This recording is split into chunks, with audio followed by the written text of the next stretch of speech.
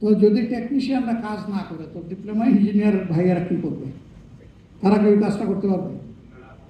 আবার ডিপ্লোমা ইঞ্জিনিয়াররা যদি ফিল্ড লেভেলে টেকনিশিয়ানদেরকে প্রপার সাপোর্ট না দেয়, তাহলে গ্রাজুয়েট ইঞ্জিনিয়ার যারা, তারা কি বাকিটা সব তুলে ফেলতে পারবে?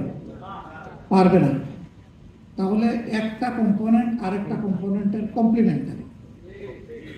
এখানে কনফ্লিক্ট হয় কেন? এখানে তো কমপ্লিমেন্টারি হবে, কমপ্লিট হবে না, কিন্তু আমাদের হয় কনফ্লিক্ট। আপনি উপরের দিকে উঠেন, আরেকজনকে লাথি মেরে নিচে নামাইয়েন না, তাকে তার জায়গাটা দেন। আপনার জন্য দোয়া করে আপনি উঠতে থাকেন উপরের দিকে, জাতিকে আপনি দিতে থাকেন, আর ওই লোকটাকে তার মতো দিতে দেন।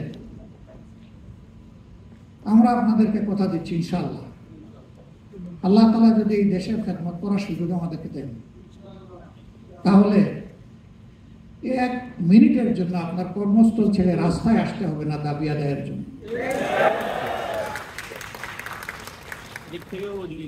ইনসাফের ভিত্তিতে যার যেটা পাওনা সেটা তার হাতে তুলে দেওয়া হবে। আমাদের কমিটমেন্ট বেসিক 3টা।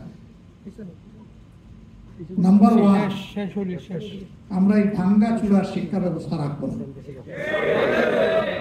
এখানে প্রথম ফোকাস আমাদের, ফার্স্ট অ্যাটেনশন। আমার মেরুদণ্ড নাই তো আমি দাঁড়াবো কিভাবে, আমি বসবো কিভাবে? মেরুদণ্ড ছাড়া তো শুনতেই পারবো না, আমি তো একটা ফুটবল হয়ে যাবো। প্রথমে মেরুদণ্ডেই চিকিৎসার জন্য হাত দিতে হবে। এখন কেউ যেন আবার অপপ্রচার না করে যে উন্নয়নের শিক্ষা বাদ দিয়ে এখন শুধু হাদিস কোরআনের শিক্ষা দেওয়া হবে। আরে ভাই, হাদিস কোরআনের ভিতরেই তো সব উন্নয়ন আছে, এবং এটাকে সাপোর্ট করতে গিয়ে দুনিয়ার যত উন্নয়নের শিক্ষা সব ইনকর্পোরেট করা হবে ইনশাআল্লাহ।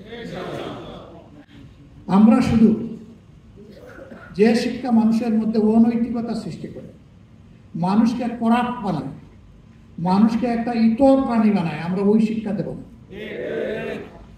মানুষকে যে শিক্ষা মানুষ বানায়, যে শিক্ষা প্রত্যেকটা মানুষকে সম্মান করতে শেখায়, মর্যাদা দিতে শেখায়, আমরা ইনশাআল্লাহ সেই শিক্ষাটাই আমাদের ছেলে মেয়েদের হাতে তুলে দেব। এবং এই শিক্ষার সাথে সর্বোচ্চ বৈষয়িক উৎকর্ষের শিক্ষাটাও থাকবে।